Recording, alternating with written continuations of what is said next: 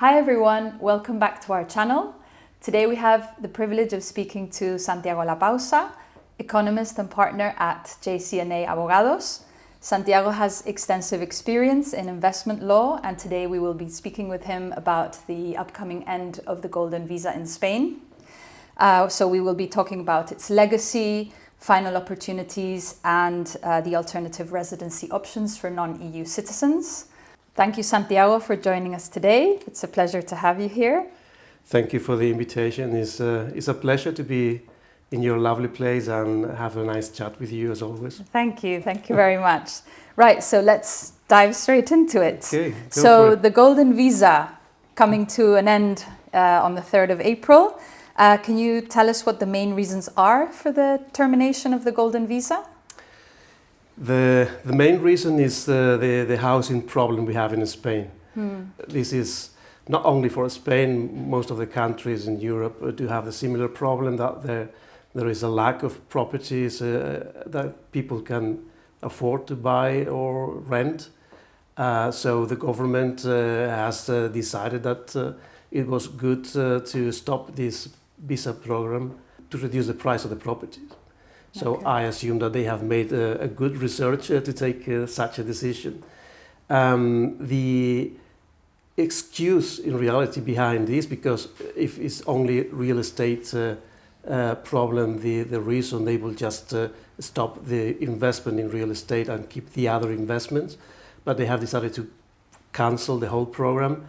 Probably the excuse, as I said, is that the European Union is not does not like this kind of visa, especially after the war with Russia and Ukraine. They don't like that people can move freely just in exchange of an investment in one country, and other countries have already done this before, like Portugal. So it's like the excuse that we are doing the same thing that other countries in the neighborhood are doing in line with the European Union. Okay. Interesting. So what advice would you give to obviously anyone that's right now, aware of the end of the Golden Visa? They're in a hurry to buy a property. Obviously, they have until the 3rd of April. What would be sort of the deadlines and the process that they have to comply with in order to ensure that they're within the deadline to present all the paperwork? The decision of terminating with the Golden Visa was approved by the Congress at the end of the year, and the law was published on the 2nd of January, coming into effect in 3 months. So the real deadline is the 3rd of April, as you said. The Golden Visa is a program that allows investors that are from other countries not in the European Union to get a residency permit in exchange of an investment.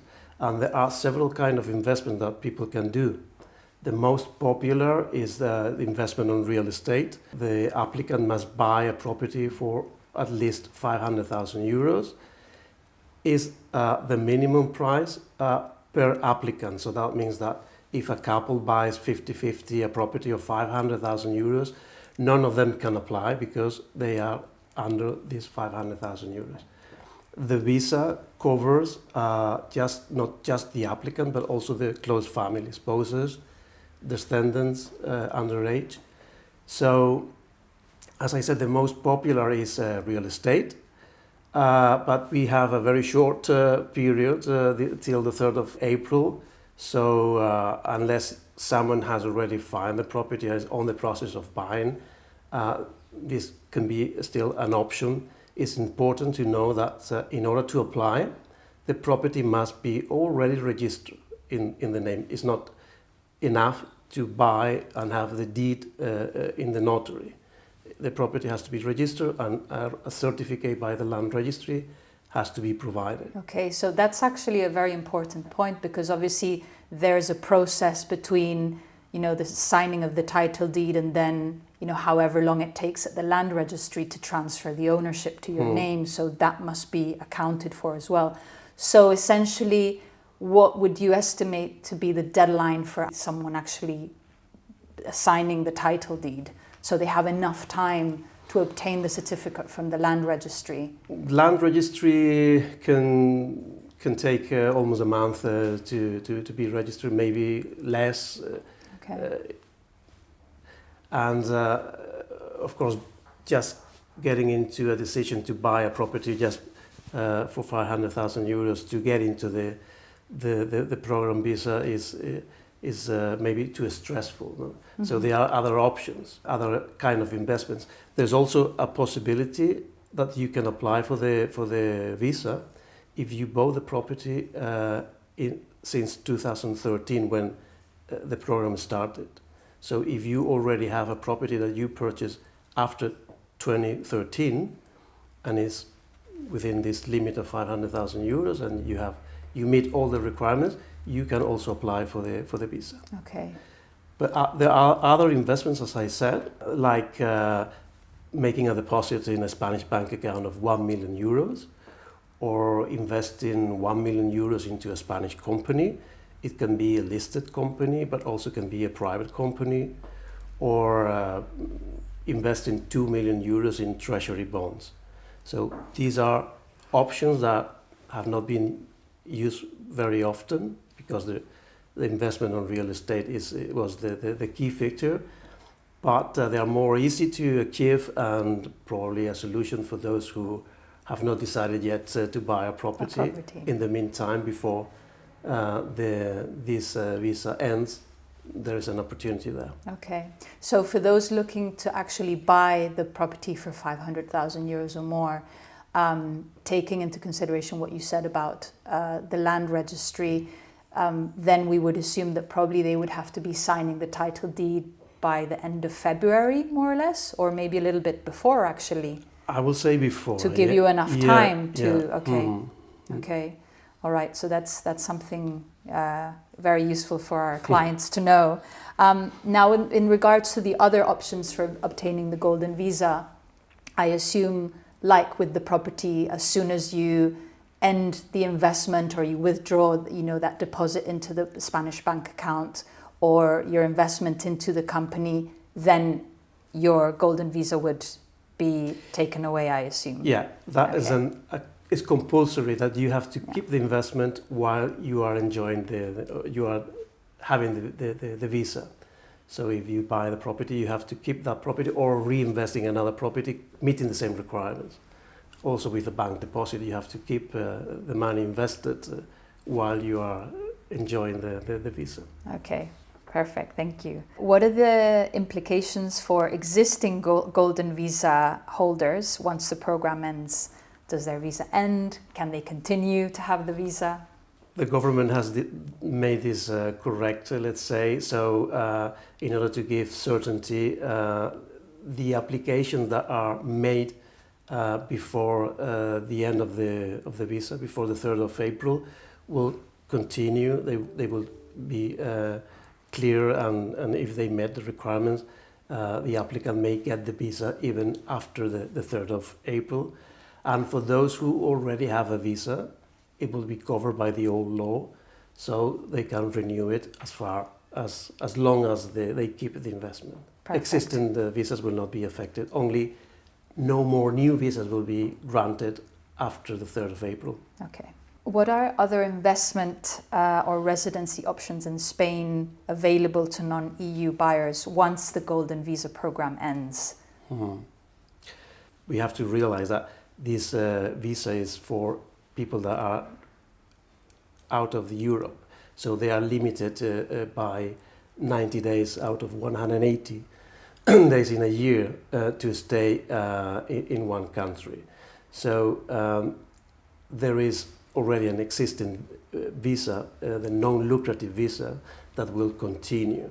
This visa allows the applicant to stay longer or above this limit of 90 days, but it will not be able to work in Spain. That is a big difference compared to the golden visa. So with the golden visa you can get the authorization to live here as long as you want, permanently if you want, but also to work. The non-lucrative visa is different. You are allowed to stay here. You cannot work. In order to apply for that, maybe it's a little bit more complex because you have to provide more documentation. The golden visa is much easier and straightforward. You have the investment, you make the application, and it's done in a very short time. I guess with the non-lucrative visa, you would have to show that you're able to pay for your life here without any income from work in the country. Exactly. You have to prove that you have money enough to live on, that you have health insurance for all the members of the family, that you don't have a disease that is going to be dangerous for the country, no criminal records. So it's just for someone who's going to live or retire, for example. So they have to prove that, yeah, I have enough money. I just want to enjoy life in Spain. Okay, perfect. How about the digital nomad visa? Would that be another way of for a non-EU person to be living in Spain? Definitely. This is something new somehow. So this digital nomad visa allows people that are also out from Europe to come and live here, provided that they are teleworkers, that they can work remotely from Spain to companies abroad. So it's an application that is also easy to make. The applicant must already be working with a company abroad for more than a certain number of months.